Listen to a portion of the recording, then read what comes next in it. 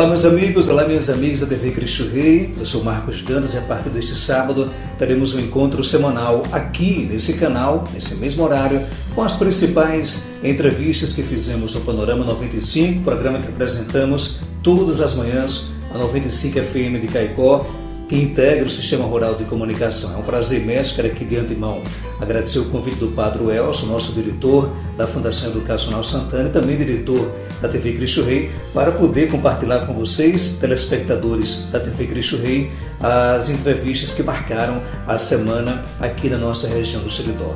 E a gente começa com a nutricionista doutora Isabelle Cláudia. Ela fala de um assunto que vai lhe interessar, alimentação na diabetes. Confira.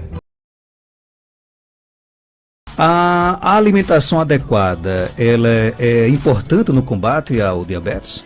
É muito importante. Eu acho que são pilares que auxiliam nesse cuidado do diabético. A atividade física, a alimentação, o uso correto do medicamento, né? Eu acho que são coisas extremamente importantes. E associado a isso também o abandono do tabagismo, o abandono do álcool, né, das bebidas alcoólicas. Então, assim, são pilares que a gente tem que realmente seguir para ter um bom controle do diabetes. E uma coisa muito importante que eu queria falar para as pessoas é que não existe um alimento milagroso para o controle desse diabetes, né? Então, assim, existe um equilíbrio. Nós temos que ter um equilíbrio alimentar, investir na prática de atividade física para que tenha um controle melhor. E, claro, o uso do medicamento orientado pelo médico. Agora, quais são os principais alimentos que não devem faltar, por exemplo, para quem tem diabetes? Pronto, como eu falei, tem que existir um equilíbrio.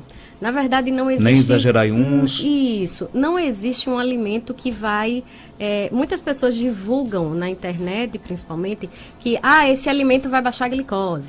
Esse alimento vai acabar com o diabetes. Isso não existe. Primeiro, a gente tem que entender o que é um diabetes, né? O diabetes ou é a falta de produção da insulina ou é uma redução nessa produção da insulina. E o que é que vai acontecer? Vai acontecer... A insulina, eu queria que vocês entendessem. A insulina... ela é uma chavinha que abre a porta para a glicose entrar na célula e gerar energia. Então, quando você tem essa falta da produção ou essa redução, ou ela não vai entrar, ou ela vai diminuir a entrada para a produção de energia. Então, aí o que é que acontece? As pessoas, elas têm que entender que não existe uma coisa que vai... acabar o diabetes. Não, você vai ter que ter um controle. Você vai ter que aprender a viver com esse diabetes. E aí, como, Isabelle? Uma das coisas bem interessantes em relação à prática de atividade física que o diabético tem que fazer é que ele melhora essa sensibilidade à insulina, né, com a prática de atividade física. Então, ele vai reduzir esses níveis de glicose sanguíneo também. Em relação à alimentação, Marcos, como você perguntou, a gente usa de truques, né? Em relação às frutas, a gente fala muito, qual é a fruta melhor, qual é a fruta que não pode, uns dizem umas, outros falam de outras. A gente usa muito a questão do índice glicêmico. O que é isso, Isabelle? É a velocidade com que essa glicose do alimento que a gente comeu chega ao sangue, certo? Em relação às frutas, a gente fala muito em relação ao amadurecimento da fruta. Vamos raciocinar um pouquinho. Eu vou utilizar a banana, tá? Temos a banana com a casca mais verdinha e ela vai amadurecendo, ela vai ficar com a casca mais preta, né? Só que nesse meio termo ela vai ficar com a casca bem amarelinha. Então, quando a gente tem uma casca mais verde, ela tá rica em fibra, tá? Então, a partir do momento que ela vai amadurecendo, até ficar com a casca mais pretinha, ela vai ficar mais doce. Então, essa fibra vai ser convertida no açúcar da fruta. Tá? Então, o ponto ideal, Isabelle, é aquele ponto que você nem tem a fibra em excesso, né, no caso da banana, nem a casca está ficando preta. Né? Então, é aquele meio termo, quando a gente ainda tem uma boa quantidade de fibra. Consumir frutas que possam ser consumidas, claro, com casca. No caso da maçã, ela tem um índice glicêmico bem baixo. Temos também a melancia, que ela tem um índice glicêmico muito alto. E é o que eu sempre peço para as pessoas terem cuidado no consumo da melancia, porque o índice glicêmico dela é bastante alto. A batata doce, né? Já partindo para o outro lado, a batata doce. Muitas pessoas perguntam, Isabelle, eu posso a batata inglesa? Eu posso a batata doce? Hoje em dia a gente sabe que a batata doce, ela até regula essa velocidade que a glicose chega no sangue. Já a batata inglesa, não. ela chega muito rápido, né? Quando você consome, esse açúcar vai chegar muito rápido ao sangue. Então, ela tem um índice glicêmico alto. Não sei se está dando para entender, mas em relação ao cozimento dos alimentos, eu sempre oriento, gente, quando for consumir vegetais, sempre procurar consumir crus. Por quê? Os que podem ser consumidos crus, claro. Quando a gente cozinha um alimento, a gente está disponibilizando mais essa glicose. Né? As pessoas perguntam, arroz de leite não pode por causa do leite. Não é bem assim. O cozimento do arroz de leite, do nosso arroz de leite, ele é muito demorado. Então, ele vai liberar essa glicose por muito tempo, tá? De uma forma muito mais rápida. Então, quando a gente cozinha um alimento, a gente está liberando esse açúcar com mais facilidade para as pessoas no consumo. E é bem deixar bem claro aqui para quem está ouvindo a gente que você está falando aqui de alimentos para quem tem diabetes, né? Isso quer dizer, por exemplo, a pessoa que tem uma vida, entre aspas, normal, ele não possa consumir uma melancia, uma batata doce, não, isso aqui é para quem é diabético, né? Isso, e outra coisa, muitas pessoas têm diabetes e não sabem, né? Ela se inicia, os sintomas, a princípio, são muito silenciosos, né? E depois a gente tem são os PEIs, né? Que é perda de peso, quando se descobre com uma glicemia muito elevada. A poliúria, que é o aumento da quantidade de vezes que você faz xixi. Temos a polidipsia, que é aquela sensação de sede aumentada. E temos também a polifagia, que é o aumento da fome, ou seja, de você ter a necessidade de comer, exatamente porque essa glicose não tá entrando na célula para gerar energia. Então, assim, e as pessoas colocam na cabeça que para ser diabético, você tem que ter um excesso de peso. O excesso de peso, a obesidade, sim, é um fator de risco para o diabetes, tá? Mas não necessariamente a pessoa tem que ter. Você tem uma história familiar de pessoas diabéticas, você também é um candidato a ter diabetes. Por isso é a questão da investigação bioquímica e clínica, tá? A nossa ouvinte pergunta aqui se para quem tem diabetes o ideal é consumir o açúcar mascavo. Ai, que bom essa pergunta. Gente, açúcar, qualquer que seja, é açúcar. Diabético não pode. Açúcar branco, o açúcar refinado, né? Açúcar mascavo, açúcar demerara, mel, agave, tudo isso é açúcar. Então, não se pode consumir, tá certo? Foi muito bom lembrar essa pergunta, porque às vezes as pessoas, o açúcar mascavo é mais saudável, eu sou diabético, posso consumir. Não pode. Então não pode consumir nenhum tipo de açúcar? Não, de forma alguma. Rapadura, mel, todos os derivados desse açúcar não podem ser consumidos. Como é que ele adoça a comida? Através de adoçantes. Hoje a gente tem uma gama de adoçantes, né? Ou se adaptar ao gosto amargo, é porque a gente tem um paladar muito voltado para o doce. Isso é cultura nossa, né? De criança, a gente sempre adoçar as coisas. Mas a gente pode ou tentar voltar para a não adoçar, com o adoçante no caso, tentar, por exemplo, o café. Você tentando até 11 vezes você consegue se adaptar ao sabor amargo, né? Nessa questão da constância de consumo. E em relação aos adoçantes, a gente sempre indica os adoçantes mais naturais, que são os estevosídeos, que tem vulgarmente chamado de estévia, né? Tem o estevosídeo, ou também a gente usa muito hoje em dia o xilitol, né? E tem outros tipos. Lembrando também frutose, gente. Os adoçantes de frutose, o diabético também não pode, porque é um tipo de açúcar, tá? Também. Então esses dois são os dois ideais? São os mais indicados por serem mais naturais. A nossa ouvinte Sandra aqui, ela pergunta, eu nem sabia que esse açúcar existia. Ela quer saber se o açúcar forno e fogão pode ser usado, não? Não, é adoçante. Não, assim, é um adoçante culinário. Tá? Ele é um adoçante culinário. Nesse caso, ele pode ser usado sim para algumas preparações de forno, né? No caso, preparações como bolos, por exemplo. Ele pode ser utilizado. Você já respondeu a nossa ouvinte pergunta qual é o melhor adoçante para pessoas com diabetes. Você sugeriu 2, no caso, né? Tem mais pergunta aqui chegando. Não sou diabético, faço exame uma vez por ano. Existe o risco de adquirir nesse período? Pronto, olha, o risco, o que é que acontece o risco? Se você tem familiares diabéticos, é sempre bom você estar investigando, tá?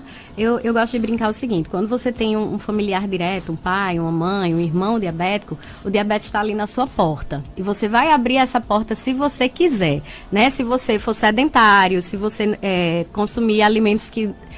tem uma má alimentação, na verdade, e aí você abre essa porta e o diabetes entra. Então, vai depender muito de você quando esse diabetes vai se desenvolver, né? Tem, por exemplo, famílias que a mãe adquiriu não por ordem genética, ou alguém da família adquiriu não por ordem genética, mas por uma má alimentação, por não fazer atividade física. E aí o que é que acontece? Muitas vezes os filhos vão adquirir esse diabetes mais novos. Por quê? Exatamente pelos fatores que eu falei. Muitas vezes se adquire também com a idade, né? É o envelhecimento dessas células do pâncreas que fabricam a insulina, então muitas vezes também é pela idade. Naldo Oliveira pergunta, doutora Isabelle, um diabético pode consumir o refrigerante sem o açúcar, a Coca Zero, por exemplo? Eu não sou de indicar açúcar, de indicar refrigerante, perdão. Eu não sou em hipótese nenhuma, né? É uma coisa que a gente realmente tem que tirar dessa listinha de consumo. É o refrigerante. O refrigerante o dietético, no caso, sem açúcar, ele compensa com o uso do adoçante para ficar doce. E aí o adoçante, gente, ele contém o sódio, que é o componente do sal. Então ele tira do açúcar para lhe oferecer um componente do sal. E sem contar que, assim, é um alimento altamente prejudicial. Eu não oriento o uso nenhum, até mesmo dietético. E a gente tem que ter também cuidado nesses alimentos dietéticos. Por quê? Vou citar um chocolate, por exemplo. Para você retirar o açúcar, você tem que compensar com outro nutriente. E geralmente eles compensam com a gordura. E não é uma gordura de boa qualidade. Tá? Então, assim, é uma troca que tem que se pensar muito. Tem mais perguntas chegando, bom dia. Marcos, bom dia. Eu queria fazer uma pergunta para a doutora aí, porque a minha avó tem 87 anos, ela é diabética, faz uso de insulina e fui para a médica, ela me orientou na canja que eu faço para ela, que a alimentação dela é uma canja feita com legumes, verdura e macarrão integral. Ela me orientou a tirar o macarrão integral e no lugar do macarrão integral substituir por batata doce. Eu queria saber dela se é correto, se realmente é o certo, porque eu percebi que durante o mês a diabetes dela andou subindo muito. Aí eu não sei se foi a questão de ter substituído o macarrão pela batata. Eu não sei, eu queria saber a opinião da doutora aí. Obrigada, Elini de São Fernando. Um abraço para você, querido. Substituir o macarrão pela batata doce, foi uma substituição boa? Gente, a gente utiliza da seguinte forma. Quais são essas trocas, né? Nós temos as massas, o grupo das massas, que a gente entende que massa é que vai subir o triglicérides. Massa tem glicose, né? Quando ela faz a digestão, ocorre a digestão, ela se transforma em glicose. Então, nós temos o macarrão, o arroz, a batata inglesa, a batata doce, o inhame, né? A macaxeira. Então, assim, nós temos esse grupo de alimentos. Então, a gente pode fazer trocas entre eles. O que é que a gente solicita? Que seja integral, tá? Que esses alimentos sejam integrais. Por exemplo, se for usar o arroz, que o arroz seja integral. Se for usar o macarrão, que o macarrão seja integral. E no caso das trocas, você vai usar um ou outro. Você não vai usar arroz, macarrão e batata, entendeu? Essa troca foi uma troca interessante, trocar o macarrão pela batata. Agora a gente tem que ver o que é que está dentro dessa canja também, né? Se tem um excesso de, como eu falei lá no começo, que os alimentos cozidos, eles liberam a glicose muito mais rápido, no caso dos vegetais. Então, a batata, a cenoura, o gerimum. Então, se a gente somar essa quantidade, então deve dar uma quantidade muito alta de liberação de glicose, né? De índice glicêmico. Então, a gente tem que ver. É uma troca certa? Sim, trocar macarrão por até é uma troca certa. Mas a gente tem que ver como é que está a composição disso tudo, entendeu? Então, é muito complicado eu dizer, foi exatamente isso que fez a glicose dela subir, né? Mas a gente sabe que sopas tem uma grande quantidade de massas, vamos chamar assim, né? Porque a gente tem muitos legumes, dependendo de quais sejam. A gente tem macarrão ou coloca um arroz, então a gente tem que dar tudo é equilíbrio. Interessante, tá? Que tem pessoas que acham que a sopa é uma alimentação leve, né? Exatamente. Até brincam, né? Que você toma uma sopinha. A gente tem que dormir logo, né? Porque faz a digestão rápido. Mas assim, depende muito do que você leva nessa sopa, né? A mistura que você leva em relação aos legumes, a quantidade, né? Então, assim, a gente tem que pesar e medir muita coisa em relação ao diabetes. Tem mais perguntas chegando, bom dia. Bom dia, Marcos. Bom dia, doutora, que é a Adriana, da Soledade. Doutora, eu tenho um filho de 13 anos. Quando ele nasceu com hipoglicemia no sangue. Digamos que seja um tipo de diabetes, né? todos os anos eu faço o exame de sangue dele, o exame de diabetes nele, e dá normal. Só que a família do pai dele, todinha, tem problema de diabetes. Então eu queria saber quais os riscos, se ele tem risco de uma possível, adquirir uma diabetes possível do longo da vida dele, e também ele é bem acima do peso, bem gordinho. E aí, doutora? Oi, Adriana, bom dia. É o seguinte, ele sim é um candidato a ter um diabetes, né? Pela história familiar dele, ele sim, é sim um candidato. Então, o que a gente tem que fazer? A gente tem que investir numa alimentação saudável, numa prática de atividade física, né? É o primeiro ponto. E sempre está em controle nesses exames. O que é que eu posso dizer a você? Muitas vezes a gente não diagnostica apenas com a glicemia de jejum, como as pessoas fazem. A gente tem muitos exames que a gente pode fazer ao longo do dia também. E tem um examezinho que a gente chama hemoglobina glicada, que a gente usa esse exame, ele dá um perfil da glicose pelos últimos 3 meses. Então, assim, a gente tem uma série de exames que a gente pode estar fazendo uma investigação mais a fundo, né? Mas que ele sim é um candidato a ter diabetes, e eu volto ao que eu falei anteriormente. Vai depender muito da pessoa que tem uma história familiar de diabetes, vai depender muito do seu estilo de vida para desenvolver o diabetes. Tá? Então, se você leva um estilo de vida mais errado, se você não faz uma atividade física, se você come muito errado, então você vai desenvolver mais cedo, tá? Outra pergunta chegando aqui, se a insulina no organismo estiver sendo produzida em excesso, é um tipo de diabetes? Na verdade, não. Na verdade, é o seguinte, o pâncreas, ela tem uma areazinha, umas células específicas que produzem essa insulina. Essa insulina, ela é liberada pela presença da glicose no sangue. Então, quando você se alimenta, quando absorve essa glicose, ela chegou ao sangue, então a insulina ela vai ser liberada para ser a chavinha para abrir a porta para a glicose entrar na célula e gerar energia. Então, assim, a gente tem que entender o que é que está acontecendo, se caso ela já fez um exame e se essa insulina está sendo produzida em excesso. Então, é uma coisa que há de se investigar, né? Doutora Isabela, outra pergunta aqui. Quem é diabético pode comer cuscuz? Ótimo, deixa eu dizer. Gente, mais um truquezinho que a gente tem que dar, né? Existem uns alimentos que tem, como eu falei, aquele índice glicêmico mais alto, que a gente se alimenta, a glicose no sangue sobe mais rápido. Então, o que é que a gente tem que fazer? Truques, né? O truque é falar, quem é diabético não pode comer tapioca, quem é diabético não pode comer cuscuz. Então, vamos aos truques. Para a gente fazer com que essa glicose demore a chegar no sangue, a gente tem que associar algum outro alimento, que seja proteína, que seja fibra ou que seja gordura, tá? Então, por exemplo, a gente tem o costume de comer tapioca, por exemplo, com ovo, não é? Então, é uma forma de fazer com que esse açúcar demore a chegar mais ao sangue, porque a gente está associando a essa tapioca ou uma proteína e uma gordura, né? Então, assim, outra dica, colocar fibras. Por exemplo, você pode fazer uma tapioca na massa, colocar chia ou linhaça, e junto a isso colocar seu ovinho, ou um frango, ou um queijo, né? Tem que comer assim. E no caso do cuscuz, a gente pode, na massa do cuscuz, quando for fazer o cuscuz, você pode colocar aveia, né? Por exemplo, você vai hidratar aquele flocão, vamos dizer assim, né? Quando você for hidratar, você já coloca a aveia para ser hidratada junto com o cuscuz, sempre na proporção assim, gente, 3 partes de cuscuz para 1 de aveia.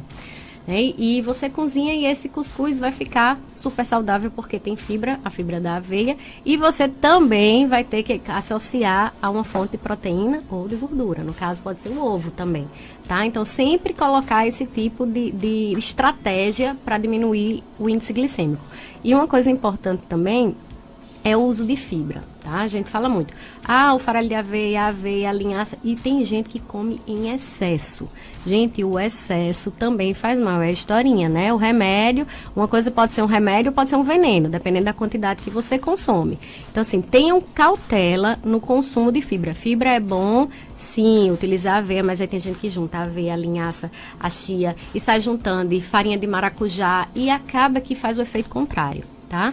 Então, eu sempre oriento também na refeição, por exemplo, principal, o consumo de um farelo de aveia é muito interessante para reduzir esse índice glicêmico do alimento. Abraço aqui o nosso amigo Vital Galdino, você já respondeu essa pergunta, qual é o adoçante menos prejudicial? No caso, Vamos só repetir os dois? Os naturais, que são os estevosídeos, né? Que a gente chama de estévia. E tem o xilitol também, hoje que está sendo muito utilizado. Nosso ouvinte quer saber aqui se o arroz de leite tira o nutriente do feijão ao comer junto. Ah, sim. Essa pergunta já não aqui, vai mais para o diabetes, mas eu vou falar. O arroz de leite, né, por ter essa fonte de leite, ele tem cálcio, né? E o cálcio compete com o ferro do feijão, né, pela absorção. Então acontece que sim, ele reduz sim essa absorção do ferro. Tem mais pergunta aqui, doutora, tive diabetes pré-gestacional, provavelmente vou ter também no futuro? É uma pergunta muito interessante. Diabetes gestacional é um terceiro tipo de diabetes, vamos chamar assim. Nós temos diabetes tipo 1, temos diabetes tipo 2 e temos o diabetes gestacional. Esse diabetes gestacional, gente, ele se desenvolve apenas na gestação. Mas você tem que fazer um controle pós-gestacional, né, logo no início, para ver se essa glicose já deu uma reduzida, já deu uma controlada, e não custa nada você sempre, anualmente, também pode ser, ficar fazendo esse controle. Porque sim, ela pode desenvolver, a gente nunca vai saber, né? Ela muitas vezes se desenvolve apenas na gestação, mas depois ela pode continuar. Então, para isso, a gente tem que fazer o controle. Nosso amigo Adívio, da Água Pura e Leve, manda para cá uma pergunta. Bom dia, Marcos Dantas. Bom dia, doutora. Uma perguntinha muito interessante. A minha taxa de glicose é normal. Nunca passou do limite. Só que eu gosto e como muito doce. Isso é normal? O que é que acontece com isso? Que eu como muito doce, gosto de doce demais. E aí? Adívio, é o seguinte, como eu falei, tudo tem que ter um equilíbrio, né? E quando a gente força muito um órgão a trabalhar, chega um momento que ele vai cansar, né? Isso acontece muito. Então, assim, se você tem uma alimentação muito rica em carboidrato, consome muito carboidrato simples, que são esses doces que ele falou, então você vai forçar cada vez mais o órgão a produzir um excesso de insulina, né? E quando chegar um certo momento, o órgão vai cansar de produzir tanta insulina. Então vai acontecer esse desgaste das células, algumas não vão produzir e vai reduzir essa produção da insulina. E com o avançar do tempo, com a idade, a gente vai sim ter, pode vir a ter algum problema com diabetes, sim. Viu? Olha, tem muitas perguntas aqui chegando. Infelizmente, a gente não vai dar tempo de fazê-las todas hoje, mas a gente pode deixar para a próxima segunda-feira, né? Pode. Porque o tema realmente ele é bastante interessante, né? Só encerrar aqui com a doutora Fátima Barros, nossa amiga Fátima Barros, lá do sítio Carrapateira. Ela pergunta se é certo passar 3 dias sem tomar insulina. Gente, olha, é muito... Essa questão da medicação tem que se ter muito cuidado. Se o paciente ele toma insulina, ou é porque ele não tem produção da insulina no organismo, ou ele tem uma produção muito pequena. Então, assim, se você foi orientado pelo médico a fazer uso da insulina, você tem que fazer uso da insulina a quantidade de vezes que o médico orientou.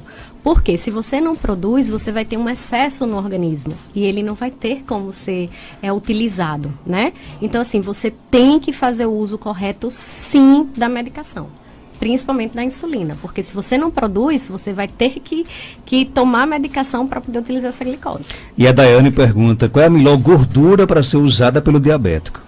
Ai, gente, essa questão da gordura é o seguinte, é uma resposta mais compridinha, tá, Marcos? Pode ficar à vontade. Só um minutinho. Em relação à gordura, as pessoas falam muito assim, hoje em dia está muito aquela questão, usa margarina, usa manteiga, usa óleo vegetal. O que eu sempre peço é cautela com o uso das gorduras, tá? Onde a gente pode usar, achar, né, por exemplo, vamos falar assim, gorduras mais saudáveis. Abacate é uma fruta com uma gordura saudável.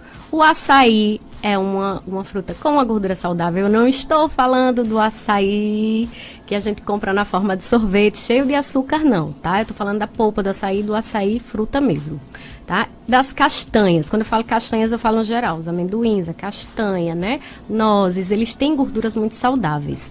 O azeite de oliva também, tá? Então a gente pode utilizar esse tipo de gordura. Em relação à margarina e à manteiga, né? Hoje em dia tem aquela coisa, mas a gente vê lá no pote de margarina que tem até um coração, né? Faz bem para o coração. O diabetes, para quem não sabe, ele pode gerar muitas doenças, e uma delas são doenças cardiovasculares, tá? Quando você passa muito tempo, né, com esse açúcar elevado sem tratar. Então, ele pode causar doenças cardiovasculares. Gente, margarina não faz bem para o coração. Coloque na cabeça. Margarina, para ela ter essa consistência mais grossinha, né? Ela é hidrogenada na indústria, ou seja, ela sofre um processo de hidrogenação. E isso não faz bem, tá? Então, margarina, ela não faz bem, muito menos para o coração, certo? Ela faz o efeito contrário, viu? E a manteiga, Isabelle? Sim, a manteiga ela é mais saudável, vamos dizer assim. Não vamos dizer mais saudável, ela é menos ruim que a margarina. Tá? Então, em pequenas quantidades, você pode utilizar sim da manteiga. Hoje em dia a gente tem até as manteigas clarificadas, enfim, tem uma série de tipos de gordura. Mas pensem bem, quando a gente fala em diabetes, a gente não fala apenas do açúcar. A gente também tem que ter o controle dessa gordura, tá? Então, partam para as gorduras mais saudáveis e não essas gorduras vegetais e hidrogenadas. A semana passada eu falei na questão dos transgênicos, né? Lembra a questão dos transgênicos?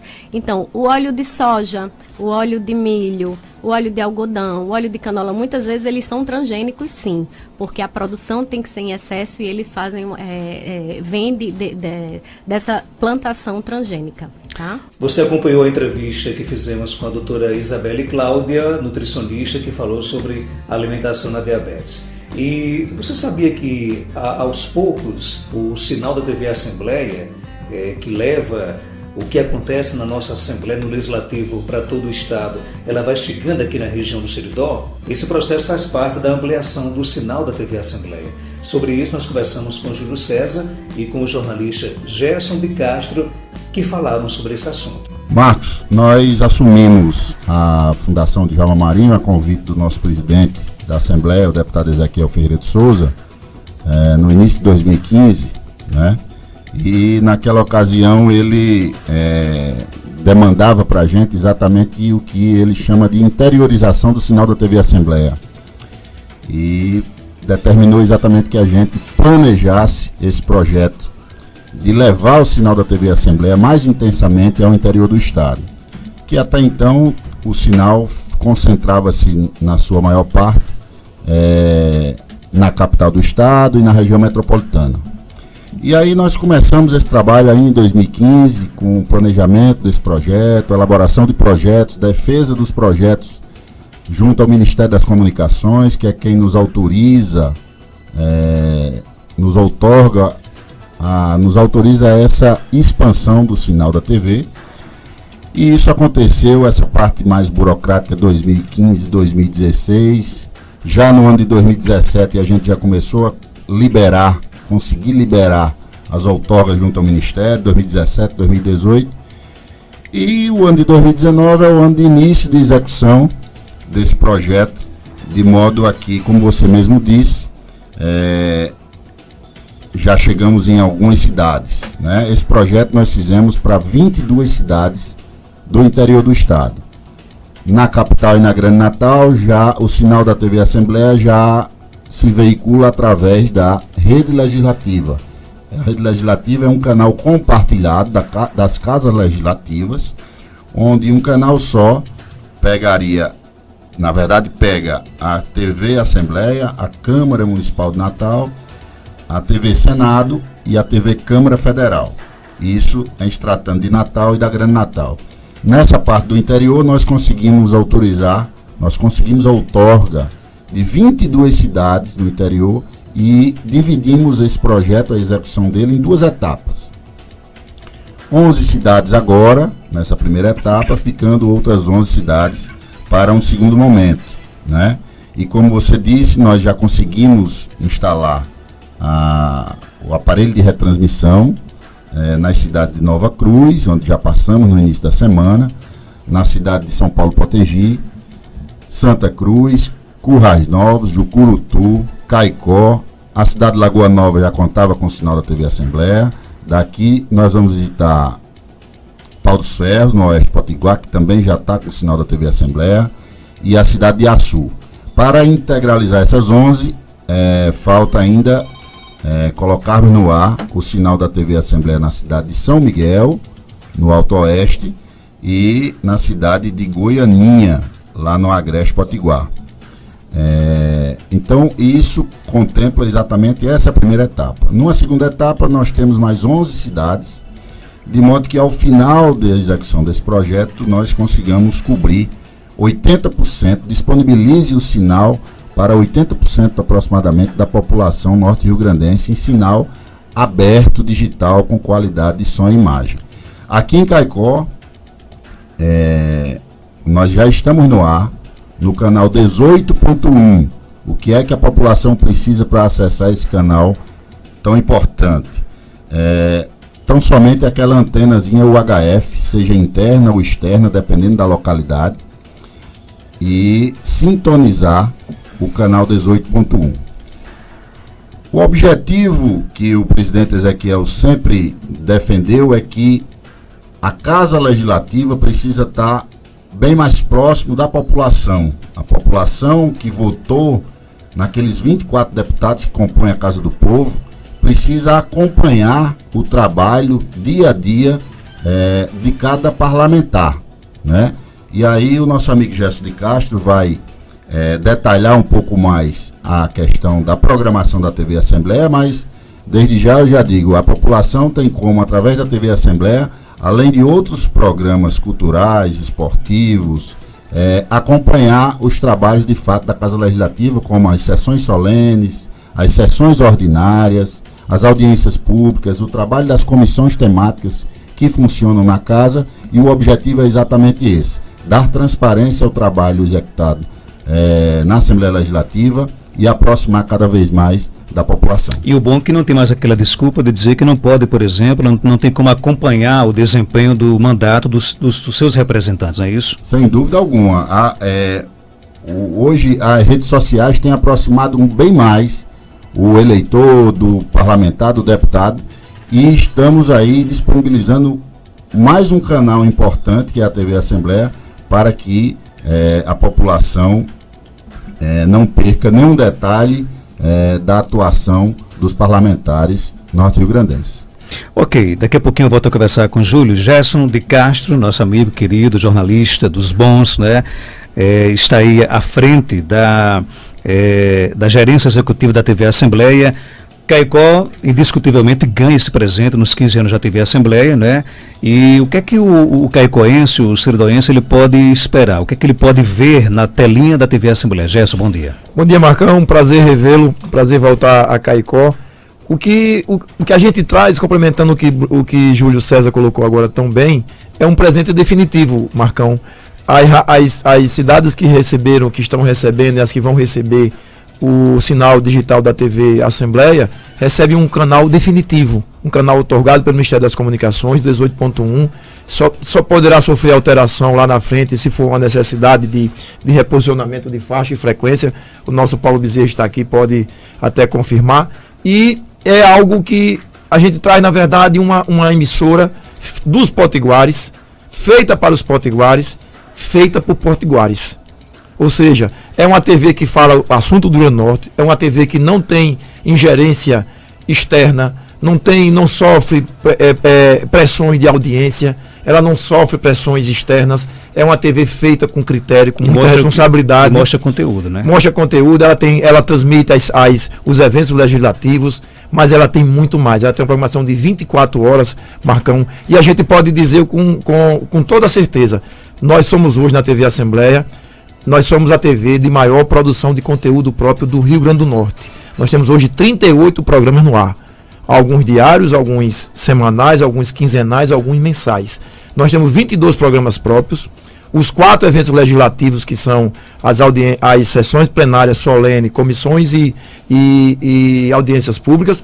E temos mais 12 programas de parceiros. A TV Assembleia tem se tornado, ao longo dos anos, mediante a assinatura de convênios com instituições públicas, um instrumento de prestação de contas para a população.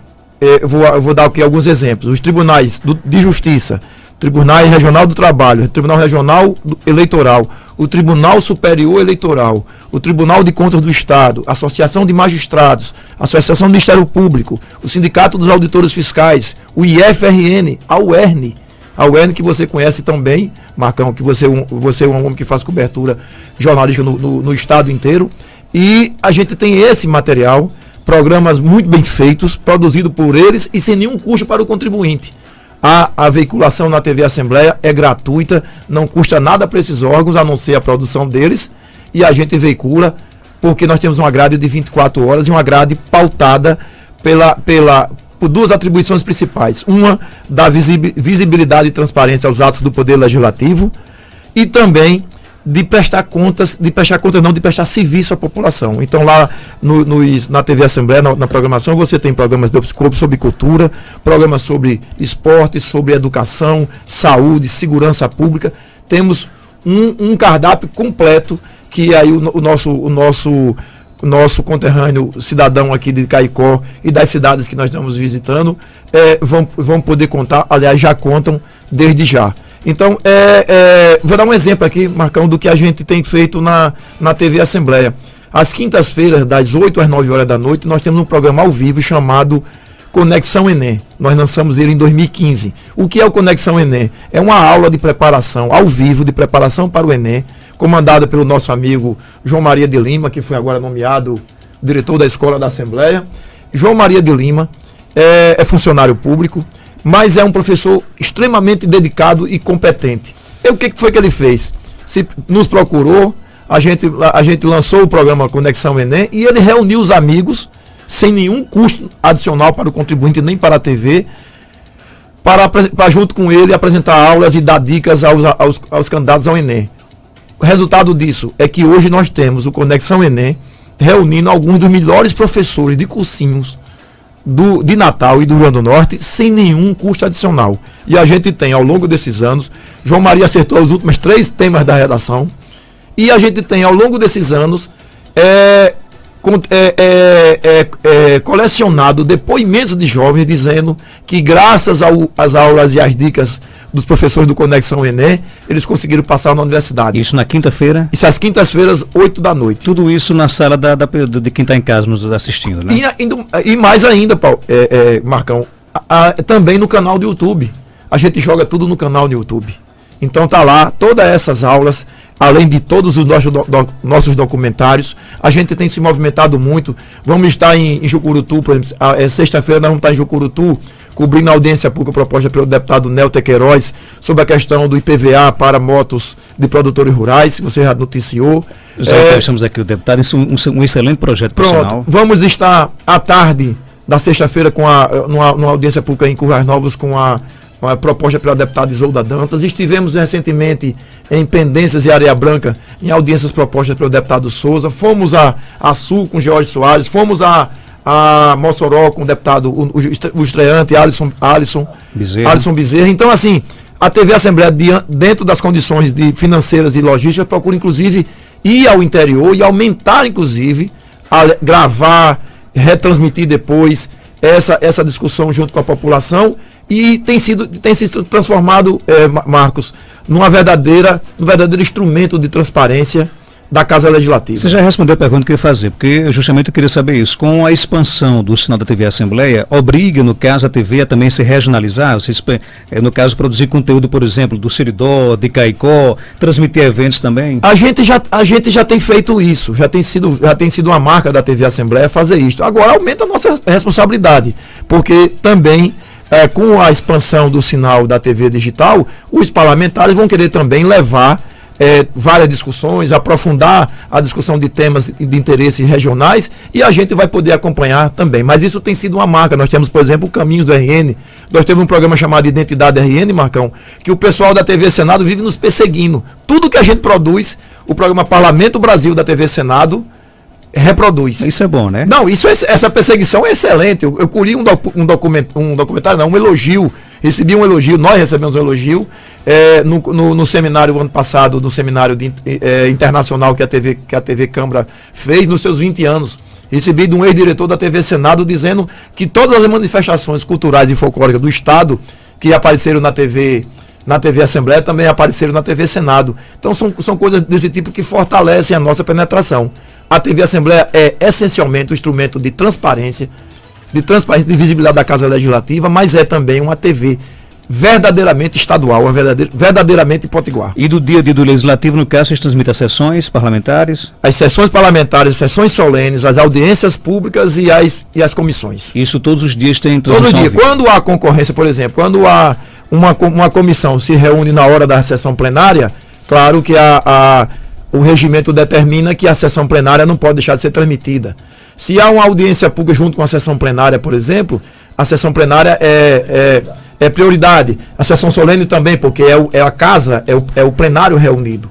E aí, mas a gente grava a segunda, nós temos hoje condições na TV Assembleia, Marcão, a gente está num processo de renovação tecnológica que estão conduzido tão bem por nosso gerente Paulo Bezerra, que não gosta de falar, Paulinho não gosta de microfone. Que é seridoense também. É seridoense de Florânia, isso quase conterrâneo ali, quase vizinho.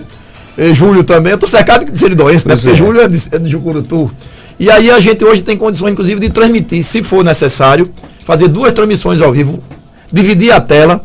Dentro da casa a gente tem condições de fazer duas transmissões ao vivo ao mesmo tempo. Bacana, e sem contar que é um trabalho realmente muito profissional, né? Vocês conseguiram reunir realmente um time de profissionais bastante competente, né? A gente tem tentado reunir e tem conseguido, Marcão, reunir gente assim do tipo de a sua conterrânea de Jardim, Analine, que voltou agora para nossa alegria e vai estar aqui em Jucurutu e Currais Novos sexta-feira e vai gravar em Currais Novos, por exemplo. Nós vamos rodar mais um pouquinho o Siridó.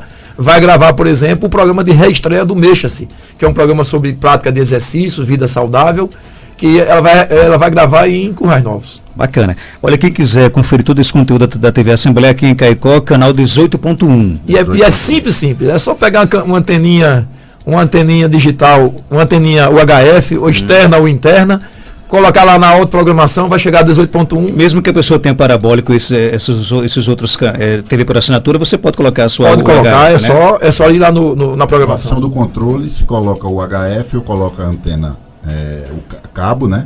Mas sintonizando o UHF no canal 18.1, é importante ressaltar, Marcos, que a TV, como o sinal é digital, a TV, aquelas mais antigas que não tem o conversor integrado, tem que ter aquele conversor, né, externo que o pessoal está instalando na TV. Ok, então, eu quero agradecer a sua participação, Júlio César. Algo mais a acrescentar? Pode ficar à vontade. Não, só para acrescentar a questão do sinal do Siridó, né? Nós chegamos aqui a Caicó, Currais Novos de Jucurutu. Naquela segunda etapa, o Siridó ainda irá contar com as antenas de Parelhas, de Acari, de modo que a gente consiga fazer esse cinturão no Siridó e que a gente consiga cobrir com o sinal da TV Assembleia toda essa região importante do estado. Gerson, obrigado pela sua participação, um forte abraço. Algo mais a acrescentar? Pode ficar à vontade. Não, Marcão, só... Gostou da carne de sol de Caicó ontem? A carne de sol, é impossível você não gostar da carne de sol. Eu não comi dessa vez não, Marcão. Mas ficou para próximo, então. Ficou para próximo, mas é impossível não gostar de Caicó nem gostar da carne de sol. Marcão, eu queria só agradecer, primeiro agradecer a oportunidade de revê-lo, de a gente poder conversar um pouco, e agradecer aí a audiência, e dizer ao ouvinte, que você tem muitos ouvintes no Siridó, Marcão, que sintonize o canal 18.1, que vai ver uma TV de excelente qualidade, conduzida por gente com reportagens, com documentários, com muita informação útil e o melhor, uma TV aberta. Uma TV aberta.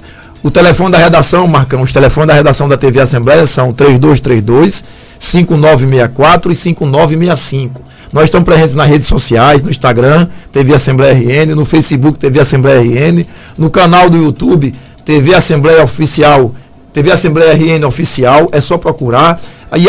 E se precisar, Marcão, caso alguém perca algum conteúdo e queira, é só mandar para a gente uma mensagem via Face, via Instagram, que a gente fornece via e-mail o conteúdo. Bacana, TV Assembleia chegou em Caicó, canal 18.1, você vai lá, UHF, e você vai ter toda essa programação maravilhosa, como destacou aqui Gerson e Júlio César, aí à sua disposição, 24 horas por dia, na sua casa, no seu trabalho, qualquer canto que você possa realmente acessar, não é isso? Isso, Marcão. E para fechar o programa de hoje, Marcos Dantas Entrevista, nós vamos trazer uma reportagem que fizemos com Jorge Silva, um especialista em imagens digitais. Ele está no Seridó realizando um trabalho junto a todas as paróquias da nossa Diocese de Caicó, digitalizando documentos de crisma, de batizados, de casamentos, e em breve esses documentos estarão sendo disponíveis nas plataformas digitais para serem pesquisados em qualquer parte do mundo. Vamos acompanhar.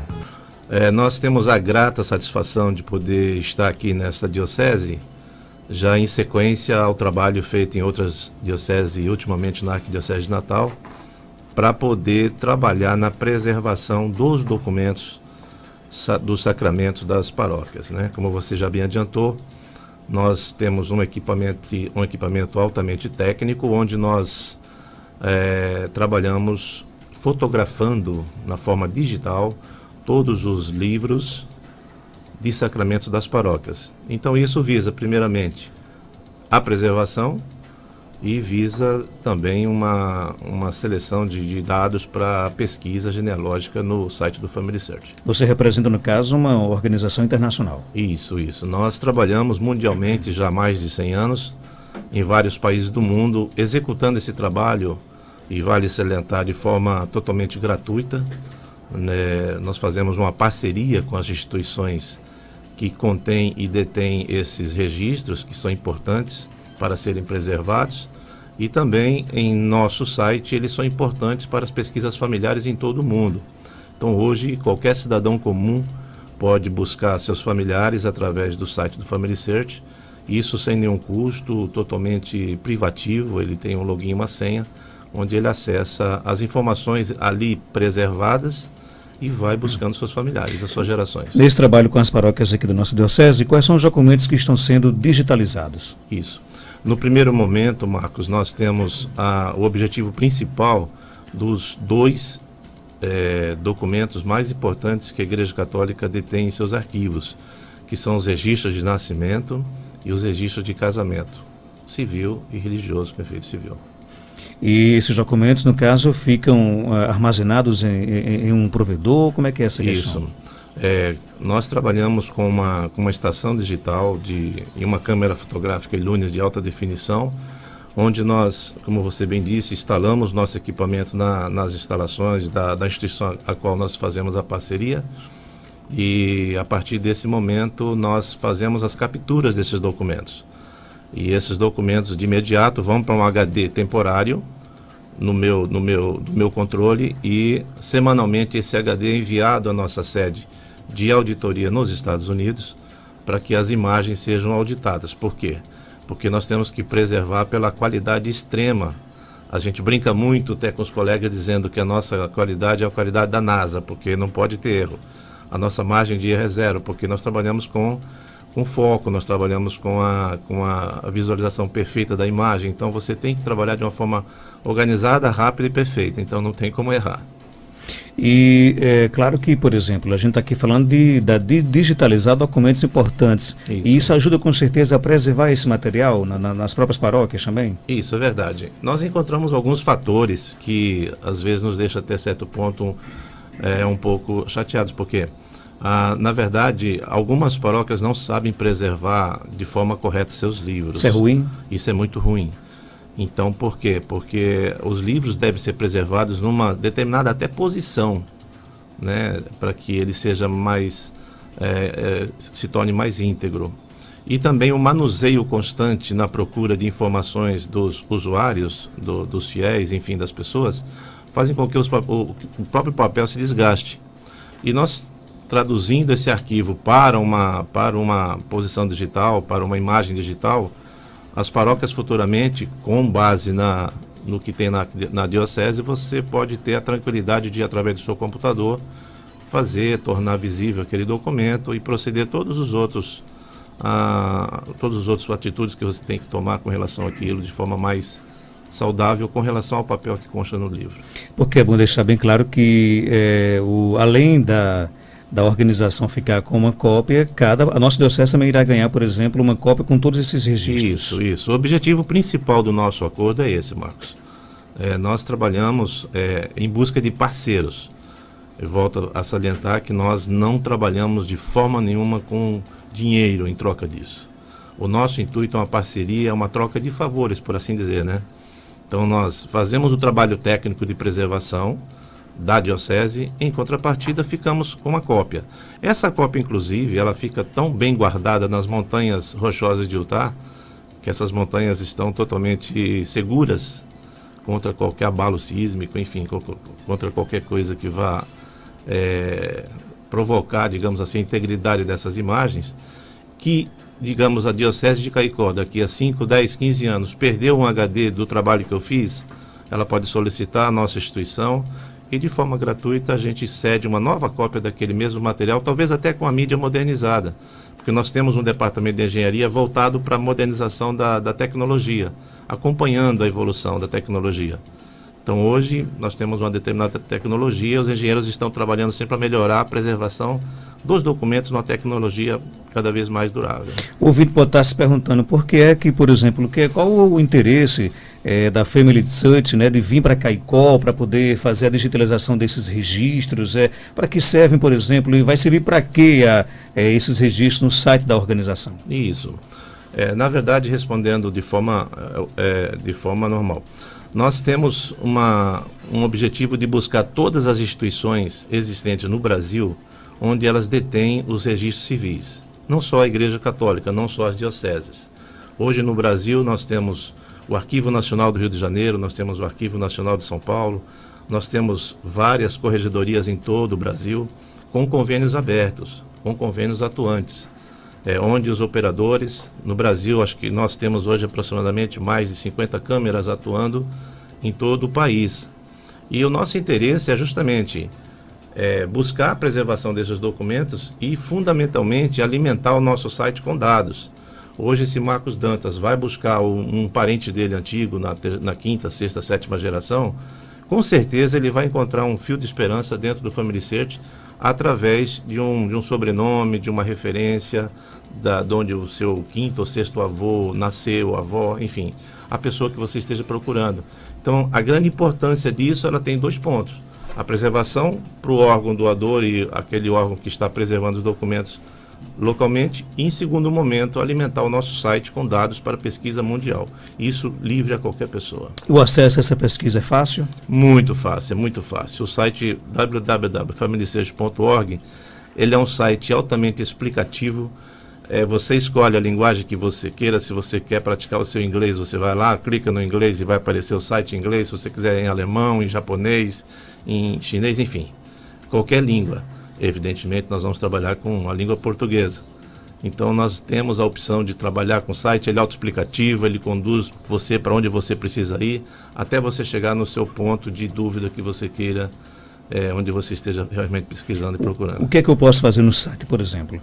Você pode buscar. Primeiramente, você faz a sua árvore própria genealógica, né? Onde você parte de si próprio para fazer a sua árvore, e é uma árvore comum. E os braços dessa árvore são seus pais, são seus genitores, são seus avós, bisavós e assim por diante. E o mais interessante, Marcos e amigos da Rádio 95, é que quando você está avançando, digamos assim, na quinta ou sexta geração, e você lança o nome de um parente seu, outra pessoa que você não conhece, que já fez esta geração, que é seu parente, mas que você não conhece, pode aparecer lá. Vai cair na sua árvore todo o trabalho que ele fez, por conta da relação de parentesco. Então, isso que é o mais emocionante do trabalho de genealogia. Os pesquisadores amam o Family Search, amam fazer esse trabalho. Eu não estou falando apenas das pessoas locais, mas o mundo inteiro, porque esse trabalho é um trabalho de informação entrelaçada, né? Então, se você não sabe mais para onde ir, mas você buscou um nome lá, e aquela pessoa fez já a 8ª geração dele, todo aquele trabalho que ele fez vai cair na tua árvore. Então, vai alimentar a tua árvore, a coisa mais linda do mundo. Então, você vai ver chover como se fosse passarinhos sentando na árvore, com dados, fotos, dados históricos. Então, você pode anexar não somente os seus dados pessoais, como fotos e momentos históricos da sua família. Então, isso é o mais emocionante, isso é o mais empolgante para nós que trabalhamos com isso e vimos, assim, a resposta das pessoas que trabalham com isso, nos informando algo extremamente positivo. Agora, a descoberta desses nossos parentes talvez seja mais facilitada com esse trabalho que você está realizando aqui em Caicó, né? Isso. Porque se você for hoje, por exemplo, eu já comecei a construir minha árvore, ainda não consegui encontrar um parente assim, mas coloquei o pai, coloquei a mãe, coloquei os irmãos, né, os avós, enfim. Isso. Mas quando você inserir esses dados aqui do Seridó, vai ficar mais facilitado, certamente, né? Muito. Nós tivemos aqui, coisa de uns 6 meses atrás, uma reunião de genealogistas da região. Eu não sei nem se o padre Bruno ficou sabendo disso, ou Geraldo. O encontro de genealogia. Que acontece todos os anos. Isso. E o nosso gerente de relacionamento, Mário Silva, ele esteve aqui também explanando facilidades do Family Search para esses genealogistas, eu não me lembro os nomes, mas tiveram presentes várias pessoas que buscam, que fazem esse trabalho de forma proeminente, de forma bem organizada aqui no Seridó, e contando história de famílias tradicionais aqui da região e também a pesquisa sobre esses familiares. Então, para que isso aconteça, evidentemente tem que ter uma semente, tem que ter uma origem. E nós somos privilegiados por ser os precursores dessa origem, né? Capturando as primeiras informações. Se não for digamos assim, o acolhimento de Dom Antônio para que nos receba aqui, abra as portas das paróquias para que nós tenhamos acesso aos livros e venhamos a capturar as informações, nós ficamos no zero. Então nós temos que ter essas informações para termos um potencial de pesquisa adequado para as pessoas. Então essa parceria é fundamental por conta disso, né? A gente trabalha com alegria, trabalha com satisfação, porque não envolve dinheiro. Muita gente fala, Jorge, é muito caro. Tem padres que chegam na paróquia e dizem, mas quanto é que eu vou pagar? Você não paga nada, padre. É um convênio feito com a diocese de parceria, né? Então, o principal para isso tudo, olhando assim na visão material, é a preservação dos livros. Porque a cada dia a secretária está lá folheando. E vai chegar num ponto onde você pode até fazer uma interface de paróquias com esse trabalho que a gente faz, né? Consultando uma paróquia de Currais Novos, por exemplo, aqui na Catedral, através do interface de informações, né? Então, isso facilita muito. Vai facilitar até também a vida da secretária paroquial, sem né? dúvida, sem dúvida. Ela vai poder usar todo um sistema de informação do computador para poder fazer o trabalho buscando... Porque às vezes você tem um residente aqui que ele não tem condições de viajar a um lugar mais distante para buscar informações. E através do computador e das imagens já preservadas, porque nós não editamos nada, nós simplesmente capturamos a imagem como ela é. Então, você vai ter um livro digital dentro do seu computador. E é bom deixar bem claro que isso é um trabalho feito com muita responsabilidade, porque as pessoas não acham, está coletando dados pessoais, né? Enfim, vocês têm toda uma responsabilidade com relação a isso, responsabilidade, né? Exatamente. Nós queremos aproveitar a oportunidade do programa para deixar bem claro à população, aos ouvintes, e também aos padres que são responsáveis pelas paróquias, que nós não capturamos dados restritos, ou seja, dados que são sigilosos, como números de identificação, RG, essas coisas.